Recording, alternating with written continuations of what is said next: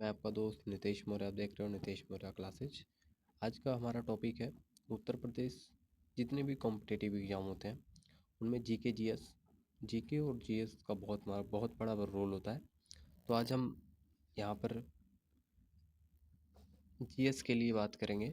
तो जीएस में हमारा हो जाता है यहाँ पे प्राकृतिक अम्ल। आज हम बात करने वाले हैं प्राकृतिक अम्ल के ऊपर कि प्राकृतिक अम्ल से प्रश्न कहाँ से बनते हैं। तो यहाँ पर हम देखेंगे, ये हमारा थंबनेल है जो कि आपको यूट्यूब पर दिखेगा।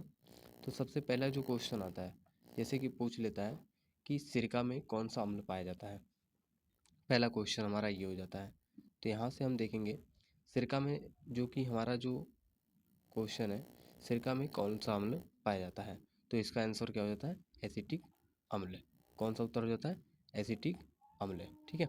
दूसरा क्वेश्चन हमारा हो जाता है इसी तरीके से, यहाँ पे संतरा में कौन सा अम्ल पाया जाता है। संतरे में कौन सा अम्ल पाया जाता है। तो यहाँ पर अगर हम बात करें संतरे में कौन सा अम्ल पाया जाता है, तो हो जाता है सिट्रिक अम्ल। कौन सा अम्ल, सिट्रिक अम्ल। ये भी बहुत महत्वपूर्ण, कभी कभी एग्जाम में पूछ लेता है कि आप बताइए संतरे में कौन सा अम्ल पाया जाता है। तो यहाँ पर हमारा उत्तर क्या हो जाता है, सिट्रिक अम्ल। ठीक है।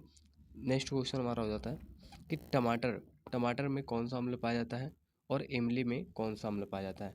तो याद करने की यही तरीके हैं कि आपको यहाँ से जैसे इमली हो गया, और हमारा जो क्वेश्चन आता है इमली का हो गया, और हमारा दूसरा क्वेश्चन हो जाता है अंगूर का। तो इमली और अंगूर ये दोनों में कौन से अम्ल पाए जाते हैं। तो यहाँ पर हमारे पाए जाते हैं टारटरिक अम्ल। कौन सा, टारटरिक अम्ल। ठीक है। तो यहाँ पे अंगूर और इमली को हम याद रखेंगे, कौन सा अम्ल पाया जाता है, टारटरिक अम्ल। ठीक है। ऐसे हम यहाँ पर दूसरा देखेंगे,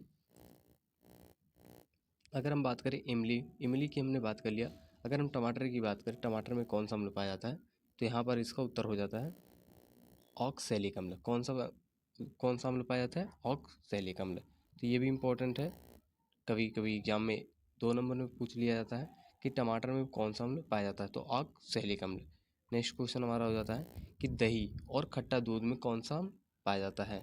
तो इसका उत्तर क्या हो जाता है हमारा, लैक्टिक अम्ल। कौन सा उत्तर हो जाता है इसका, लैक्टिक अम्ल। अगला क्वेश्चन हमारा हो जाता है कि चींटी। ये दोनों बहुत ही महत्वपूर्ण क्वेश्चन है, इस पर हमें ध्यान देना होगा। जैसे चींटी और बंक, चींटी की जो बंक होती है उसमें कौन सा अम्ल पाया जाता है। चींटी की जो बंक होती है उसमें कौन सा अम्ल पाया जाता है, तो मेथेनाइक अम्ल। कौन सा अम्ल पाया जाता है, मेथेनाइक अम्ल। कौन सा, मेथेनाइक अम्ल। ठीक है, मेथेनाइक अम्ल चींटी की बंक में। और बिच्छू का जो डंक होता है उसमें कौन सा अम्ल पाया जाता है, तो चींटी की जो बंक होती है और बिच्छू की जो डंक होती है, इन दोनों में अंतर कुछ नहीं है। इन दोनों का जो अम्ल होता है वो क्या होता है, सेम होता है। ठीक है, क्या होता है, सेम होता है। तो इन दोनों पर हमें ध्यान देना होगा कि चींटी का बंक जो होता है और बिच्छू का जो डंक होता है, इन दोनों में कौन सा अम्ल पाया जाता है, तो मेथेनाइक अम्ल। अगला क्वेश्चन हमारा हो जाता है कि दुर्गंध युक्त मक्खन, जो कि जिसे हम मक्खन के नाम से भी जानते हैं, दही के नाम से भी जानते हैं, तो इसमें कह रहा है कि दुर्गंध युक्त, जो कि खराब जो मक्खन होता है उसमें कौन सा अम्ल पाया जाता है। तो यहाँ पे उत्तर क्या हो जाता है इसका, अम्ल। ठीक है। मिलते हैं नेक्स्ट वीडियो में, तब तक के लिए धन्यवाद। जय हिंद, जय भारत।